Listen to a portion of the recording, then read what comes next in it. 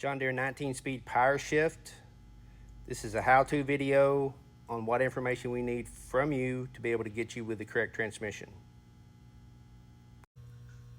So there is no assembly number for this part.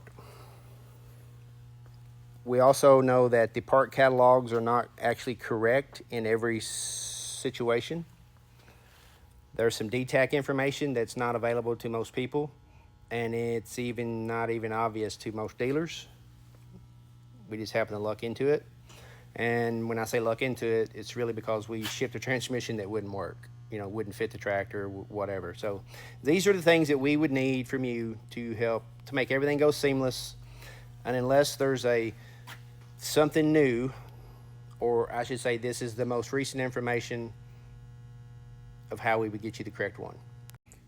So there's two large and pretty easy identifiers of at least how to get from 3 down to 2. Let's start with the easiest one. So if I'm looking at the transmission, on the right-hand rear side of the transmission, there is a lube port. Now this lube port can be plugged and not used. What we want to know is there a fitting, is there a lube tube that goes into that? So if you have that tube fitting and it's used, you'll have a large, about 12-inch long accumulator that sits underneath your transmission.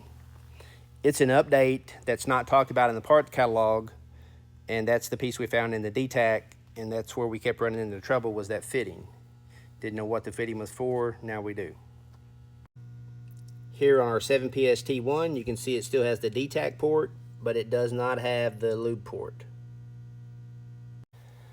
7PST1, no lube port. 7PST1B with a lube port. They use the same Fema valves. 7PST2 can only be 10 series tractors, and it uses this style shift valve. 1 and 1B have the small pancake style. It's about half the size. There's an image on our website. 7PST2 will always have the lube port. So what happens with your lube fittings is that the housings are actually different in the 7PST2. They take the shaft, or the male part of the valve is larger. So when we're building these pieces are very specific.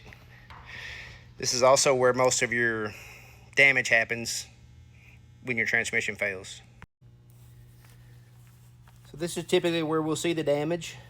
There's been several quote updates through the years with those, so we do those while we're in there. Your planetary's in here. That's, if you have a planetary failure, typically it came from, or it started here, probably got metal in your system. And if you get into that, then that's just a disaster there. Front section's just kind of like a power quad. Got the same particular issues as far as if you got low lube pressure. Your house, that's a aluminum housing with a steel pump. So there's a lot of parts in these transmissions that you can no longer get new. Used are pretty hard to come up with. Plus, one part about the used piece of selling used parts is that there's a very good chance that you get the wrong part. We buy a ton of parts for these through other yards, and what we've learned to do now is that we just provide our imaging, our mark numbers, whatever we're looking for, so that someone just didn't pull a part number out of the catalog and said this was it. So that's a tip for you when you're looking for stuff. Make sure that you're getting the same thing, because sometimes when you upgrade, if you have to upgrade your planetary, you actually have to upgrade the ring gears with it. That's a good example. Does come with some installation instructions, things we've learned along the way. Guy puts it in, says I got no lube pressure. So now we just tell you to adjust your lube pressure. It's part of the warranty. Also, you should always do a good hydraulic system flush. Change your filters after your first 50 hours, we provide oil samples that come with the transmission, and you just submit those oil samples at the intervals that we send, and you're good to go.